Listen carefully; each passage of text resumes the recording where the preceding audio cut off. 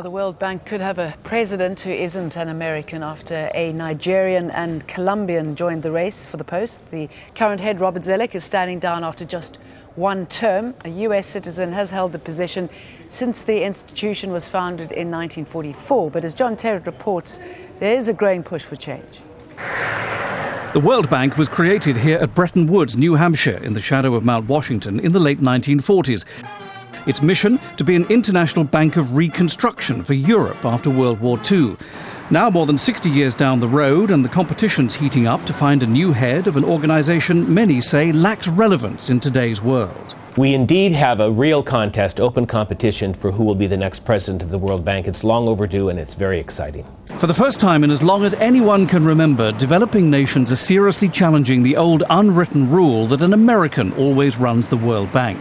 There are three names in the frame: Ngozi Okonjo-Iweala, the Nigerian finance minister; Jose Antonio Ocampo, the former Colombian finance minister; and yes, an American, the global economist Jeffrey Sachs, an independent candidate considered to be a bit of an outsider. The strong economic and political credentials of these three means the US must choose carefully if it wants to keep an official American candidate in the top job. They can't be relaxed the way they were in the past. They have to really make sure they find somebody who is highly capable and has sufficient support to ensure their selection. Well, it's a great... Secretary of State Hillary Clinton is another potential candidate whose name repeatedly comes up, though she has distanced herself from the suggestion. Whoever is the bank's new president will face multiple challenges. Many believe the bank's business model of lending country by country is out of date and not relevant, and that it should adapt to take on global issues such as the depletion of fish stocks, climate change, and cross-border pandemic disease. The World Bank is often accused of being a little out of touch, sometimes just not getting it.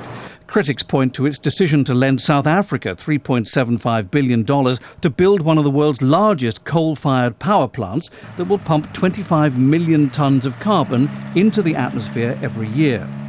But history has shown it to be resilient and able to have refocused several times in the past 60-plus years. The next president of the bank will have an opportunity to lead the bank to become one of the most important and valuable institutions in addressing the problems of the 21st century. That's why it's so important that we have a highly capable person, and a capable person with real vision of what the bank can do to help address these problems. The World Bank is expected to announce its chosen new head in just under 2 months. John Terrett, Al Jazeera, Washington. Charles Adams is Professor of Economics at the National University of Singapore. He says the fight to head the World Bank echoes the problems facing the old order at other international institutions.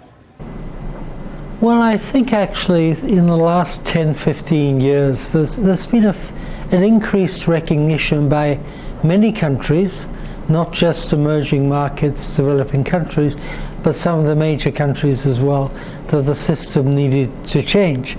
That the trouble is you have such a degree of vested interest tied up with the status quo.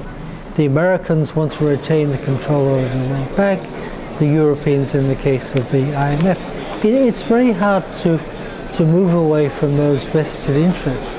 And when you look at it in the broader sense, and you recognize those are just two of many international and regional organizations, you see how complex it becomes, because in a sense many of these other institutions could also be up for grabs as well. So it's a very interconnected problem. But I think among all the international institutions, the IMF and the World Bank have been the most resistant to change. So let's hope this time around with the World Bank we actually do see a real contest.